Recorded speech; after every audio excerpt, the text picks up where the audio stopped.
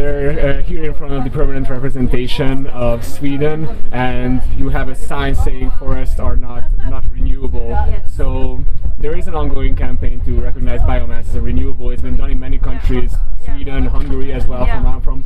So what do you think this trajectory is, and how can you combat it? I think that it's one of many loopholes that are being used by countries and industries in order for them to stick to burning and to stick to basically emitting CO2. Burning biomass emits more CO2 per energy unit than many fossil fuels. So while the industries can say that we're doing this fossil-free and renewable, they can still be using harmful methods that harm not only the climate but also the environment, and therefore also human rights. And we cannot let that happen. We cannot have false and fake renewable energy sources. Also, there have been problems that forest or logging has been illegal in many countries, so forests have been cut down, which are not supposed to be cut down. Do you think there can be a better enforcement mechanism that would make it a bit more sustainable? We need many things. We need to focus on what kinds of forests that we're cutting down and what we're using it for and how we're cutting it down. Right now we're doing all of these three the wrong way, at least in Sweden, and Sweden wants to expand its forestry model, which we cannot let happen, and right now when they hold the presidency there's a big risk that may impact the outcomes of these discussions and trilogues.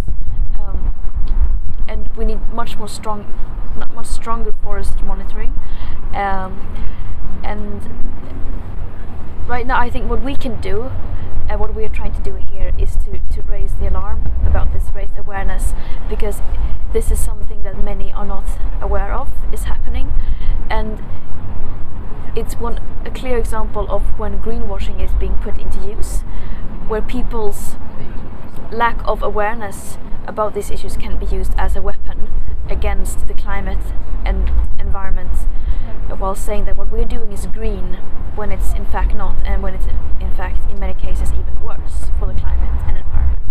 And being here in Brussels, who is the message intended for?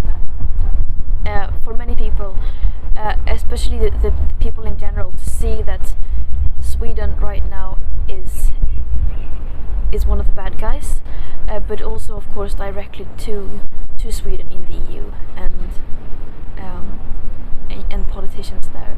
So it's on many different levels. And on a broader context, what do you think about the connection between democracy and sustainability? I think that those two are strongly intertwined. We cannot have one without the other. I think that right now, as it is now, democracy is one of the most powerful tools we have in order to achieve sustainability, because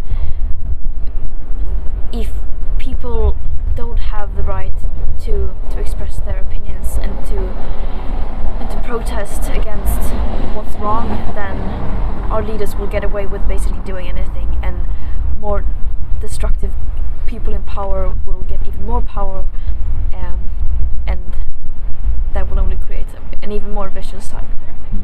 And this action you're doing has been going on for many years now, and as a fellow activist I know this can be very tiring mentally and psychologically, so what would you say would be a highlight in your, let's say, career that keeps you going? I would say seeing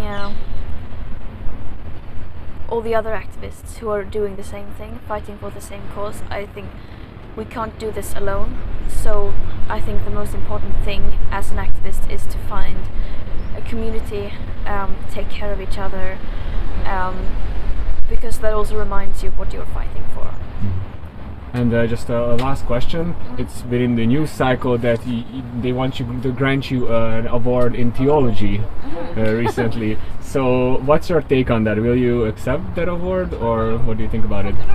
Yeah, I guess so, but I won't be able to accept it because I have graduation that day myself. Okay, but are you comfortable with sharing your beliefs?